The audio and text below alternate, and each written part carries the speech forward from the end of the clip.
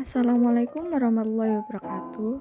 Halo semua, kami dari kelompok 2 akan membahas tentang pelaksanaan demokrasi liberal yang dilaksanakan di Indonesia dalam kurun waktu 1950 sampai 1955.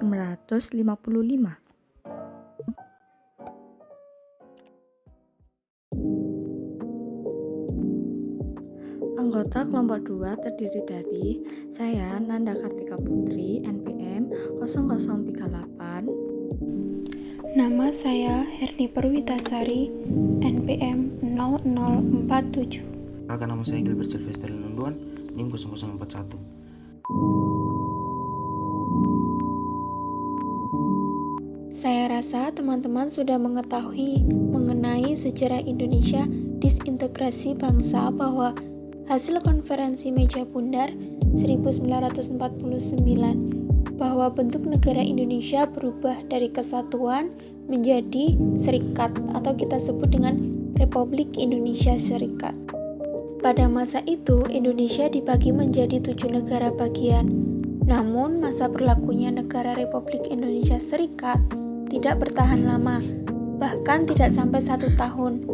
Karena rakyat Indonesia sadar bahwa bentuk negara serikat ini adalah taktik Belanda untuk memecah belah bangsa Indonesia. Nah, rakyat menuntut pemerintah pusat agar mengembalikan bentuk negara Indonesia kembali menjadi kesatuan atas tuntutan rakyat Indonesia. Inilah akhirnya pemerintah pusat pada tanggal 17 Agustus 1950 mengubah Indonesia kembali menjadi negara Republik Indonesia dengan hukum dasar yang berlaku, yaitu Undang-Undang Dasar Sementara tahun 1950 atau yang kita kenal dengan istilah UUDS 50. Pada masa itu, Indonesia menganut demokrasi liberal dengan sistem pemerintahannya parlementer. Sekarang kita bahagia bagaimana kehidupan politik bangsa Indonesia pada masa demokrasi liberal tahun 1950. Banyak partai politik karena sistem kepartaian yang berlaku di Indonesia saat itu adalah multipartai. Beberapa partai besar yang terkenal diantaranya adalah Masyumi, PNI, NU, dan PKI. Pada masa demokrasi liberal Indonesia menganut sistem pemerintahan parlementer. Apa itu pemerintahan parlementer? Parlemen itu sendiri adalah badan legislatif atau yang sekarang kita kenal dengan MPR, DPR, DPD. Sistem pemerintahan parlementer ada beberapa ciri kepala pemerintahan yang dipegang oleh Perdana Menteri. Presiden hanya sebagai simbol kepala negara dan tidak memiliki wewenang untuk menjalankan roda pemerintahan. Baik kabinet atau para menteri yang dipimpin oleh seorang Perdana Menteri bertanggung jawab kepada parlemen, dan lamanya masa jabatan kabinet tidak diatur. Karena Perdana Menteri bisa kapan saja dijatuhkan oleh parlemen dengan mosi tidak percaya terhadap kinerja dan kebijakannya. Selama demokrasi liberal sering terjadi pergantian kabinet dalam kurun 9 tahun, yaitu dari tahun 1950 sampai 1959. Indonesia mengalami 7 kali pergantian kabinet. Mari kita bahas satu persatu. Kabinet yang pertama yaitu Kabinet Natsir, dimulai tanggal 6 September 1950 dan berakhir tanggal 20 Maret 1951. Kabinet ini hanya bertahan 6 bulan saja. Jatuhnya Kabinet Natsir ini dengan alasan karena adanya mosi tidak percaya dari PNI menyangkut pencabutan peraturan pemerintah nomor 39 1950 yang dianggap terlalu menguntungkan Partai Masyumi. Prestasi pada Kabinet Natsir ini yaitu Indonesia berhasil masuk menjadi anggota Perserikatan Bangsa-Bangsa. Kabinet yang kedua yaitu Kabinet Sukiman, yang mengawali masa jabatannya tanggal 27 April 1951 dan berakhir pada tanggal 3 April 1952. Pada masa Kabinet Sugiman, banyak sekali terjadi masalah politik. Masalah yang akhirnya membawa kabinet ini dijatuhkan adalah penandatanganan kerjasama Menteri Luar Negeri dengan Duta Besar Amerika, yaitu Ahmad Subarjo, dengan Duta Besar Amerika dalam Mutual Security Act atau Undang-Undang Kerjasama Keamanan. Perjanjian tersebut berisi tentang pemberian bantuan ekonomi dan militer dari Amerika Serikat untuk Indonesia. Kerjasama tersebut dinilai sangat bertentangan dengan politik luar negeri bebas aktif yang dianut Indonesia. Kabinet Sugiman dituduh membela blok Barat yang pada saat itu sedang terjadi perang dingin dengan blok Timur.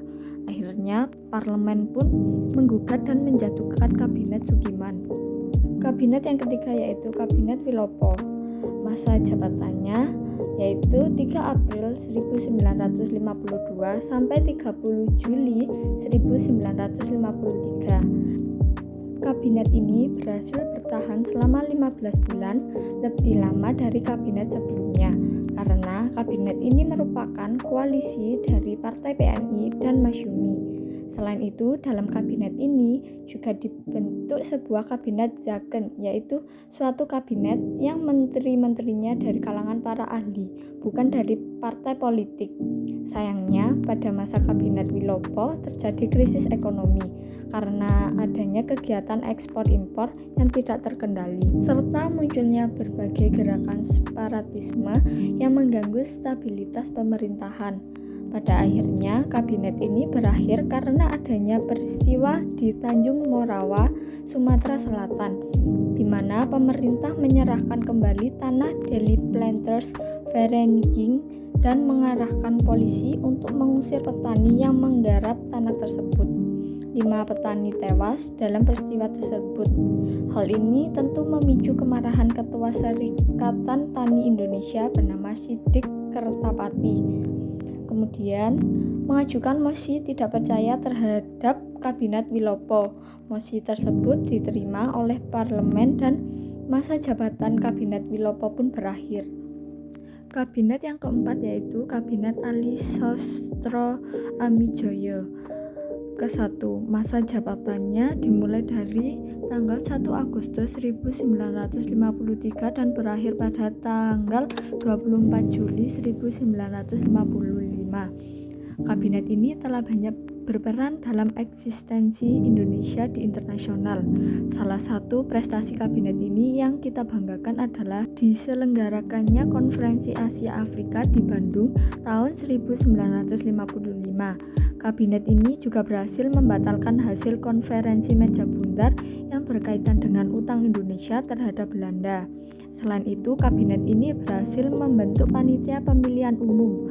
Kabinet Ali Sastro Mijoyo ke-1 jatuh karena adanya masalah dengan Angkatan Darat. Pemerintah mengangkat Bambang untuk dijadikan sebagai Kepala Staf TNI Angkatan Darat atau Kasat. Pengangkatan ini tidak disetujui oleh petinggi TNI Angkatan Darat. Pada tanggal 20 Juni 1955 terjadi aksi boikot dari kalangan perwira Angkatan Darat. Aksi inilah yang menyebabkan kabinet ini jatuh. Kabinet yang kelima yaitu Kabinet Burhanuddin yang memulai masa jabatannya pada tanggal 12 Agustus 1955 dan berakhir pada tanggal 3 Maret 1956. Kabinet ini akhirnya berhasil menyelesaikan konflik yang terjadi dalam lingkungan TNI Angkatan Darat. Kabinet Burhanuddin berhasil menyelenggarakan pemilu pertama di Indonesia pada tahun 1955 untuk memilih anggota DPR dan anggota Dewan Konstituante. Konstituante adalah dewan yang terbentuk untuk menyusun undang-undang dasar yang baru pengganti UUDS 50 yang masih bersifat sementara. Berakhirnya masa jabatan Kabinet Burhanuddin pada tanggal 3 Maret 1956 bukan karena dijatuhkan ataupun mengundurkan diri. melainkan karena tugasnya dianggap sudah selesai. Kabinet yang keenam yaitu Kabinet Ali Sastroamidjojo yang kedua. Untuk kedua kalinya, Ali Sastroamidjojo dipilih oleh Presiden Soekarno sebagai Perdana Menteri. Masa jabatan kabinet ini dimulai pada tanggal 24 Maret 1956 sampai 14 Maret 1957. Pada periode kedua ini, Kabinet Ali berkoalisi dengan partai-partai besar seperti PNI, Masyumi, dan NU. Sedangkan Partai PKI tidak dilibatkan karena ditolak oleh tokoh-tokoh Islam. Pada masa ini, Ali Sastroamidjojo sebagai Perdana Menteri dianggap tidak tegas dalam menghadapi gerakan-gerakan separatis di berbagai daerah. Sikap Ali inilah yang membuat NU dan Masyumi menarik dukungan dan menteri-menterinya keluar dari Kabinet Ali, sehingga menyebabkan keretakan dalam kabinet dan memaksa Ali untuk mengembalikan mandatnya kepada Presiden. Kabinet Ali Sastroamidjojo pun berakhir lagi. Kabinet yang terakhir yaitu Kabinet Juanda. Masa jabatannya dimulai pada tanggal 9 April 1957 sampai 10 Juli 1959. Kabinet ini dibentuk dengan jajaran menteri yang berasal dari kalangan ahli, bukan dari partai politik. Pada masa Kabinet Juanda, banyak program kerja yang terrealisasikan, salah satunya berhasil menyatakan kepada dunia mengenai penetapan batas laut teritorial Indonesia dari 3 mil menjadi 12 mil.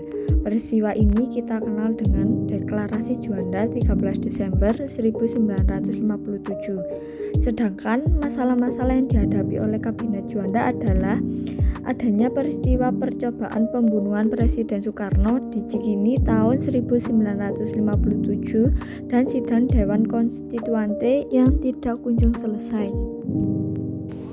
Masalah yang timbul pada tahun 1950. Sejak awal 1950 dan terus sepanjang tahun, pemogokan buruh memang marak berlangsung. Situasi perburuhan dekade 1950-an banyak berakar pada kondisi serikat buruh pada masa revolusi kemerdekaan 1945 sampai 1950. Pada masa revolusi itu, ketika negara dan pemerintahan Indonesia baru mulai terbentuk, gerakan buruh sepenuhnya mendukung perjuangan kemerdekaan dengan karakter nasionalisme. Bagi negara yang masih goyah secara politik, gejolak sosial dari gerakan buruh kerap dipandang mengkhawatirkan, juga sering dituding sebagai penghambat atau melemahkan perjuangan nasional. Akibatnya, pada 22 Mei 1948, Menteri Perburuan dan Urusan Sosial Kusnan diminta untuk memberikan penjelasan terkait maraknya pemogokan buruh pada masa 1947 sampai 1948. Menteri Kusnan menjelaskan bahwa penyebab pemogokan buruh bukanlah terkait dengan politik, melainkan karena alasan untuk memperbaiki nasib. Hal ini membuktikan bahwa serikat buruh pada masa revolusi kemerdekaan menaruh perhatian pada perjuangan sosial ekonomi bagi anggotanya.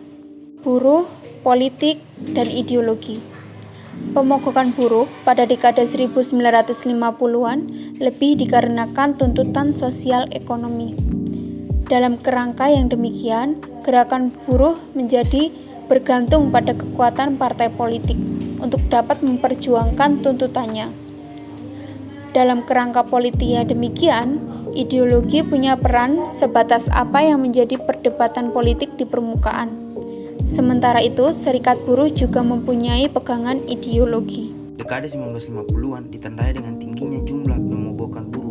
Pemogokan buruh sepanjang 1950 sampai 1951 telah memaksa pemerintah untuk melihat persoalan perburuan sebagai bagian dari kebijakan yang akan disusunnya. Di dalam arti luas, sesungguhnya politik perburuan tidak hanya sebatas keputusan politik yang ditetapkan pemerintah, sebab politik perburuan di dalam kenyataannya merupakan pergulatan antara tuntutan gerakan buruh, keputusan politik, pemerintah, dan kekuatan ekonomi majikan. Politik perburuan dekade 1950-an menjadi catatan penting dalam sejarah nasional Indonesia. Perjuangan gerakan buruh yang sudah diraih pada masa itu tidak bisa dihapus dari sejarah perburuan sosial bangsa Indonesia. Kiranya Kisah pergulatan ini bisa menjadi modal bagi perjuangan gerakan buruh masa kini dalam menggelut politik perburuan awal abad ke-21 ini. Sekian penjelasan dari kelompok kami mengenai pelaksanaan demokrasi liberal yang dilaksanakan di Indonesia kurun waktu 1950 sampai 1955. Kurang lebihnya mohon maaf. Terima kasih. Wassalamualaikum warahmatullahi wabarakatuh.